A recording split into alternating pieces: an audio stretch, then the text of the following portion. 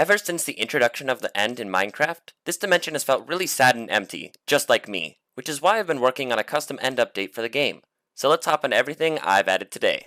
If you play Minecraft, you've probably also heard of a game called Minecraft Dungeons, and recently that game had its very own end update. I thought it would be nice to steal, borrow some ideas from that game. So after looking up a lot of reference images and some basic coding, I added the End Wilds into Minecraft, which is a brand new biome featured in the Minecraft Dungeons DLC.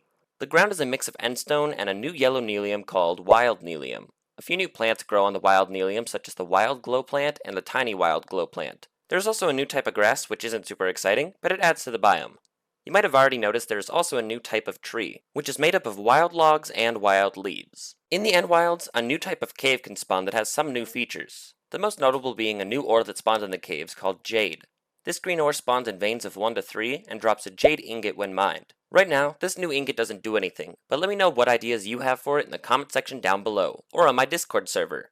There is also a new plant that grows in these caves called the wild berry shells. This shell hangs down from the ceiling and can be broken open. When it breaks, it'll drop between 1 to 3 of a new type of food called wild fruit. Yep, that's definitely what it is. Definitely isn't another kind of fruit.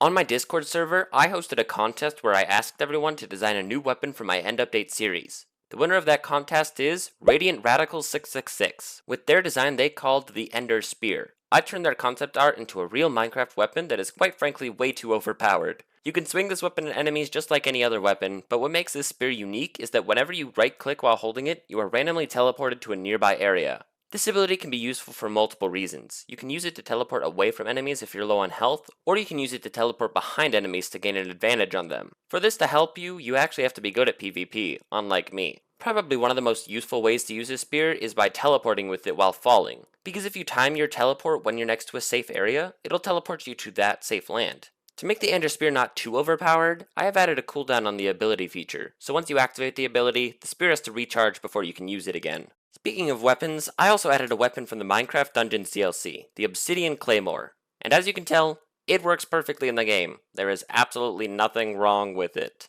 I've also added another new feature from Minecraft Dungeons called the Light Feather, and just like the Ender Spear, this new item has a special ability. When you activate the ability, you will be granted levitation for a very brief moment, which can be very helpful when traveling. And like the Ender Spear, this item also has a cooldown.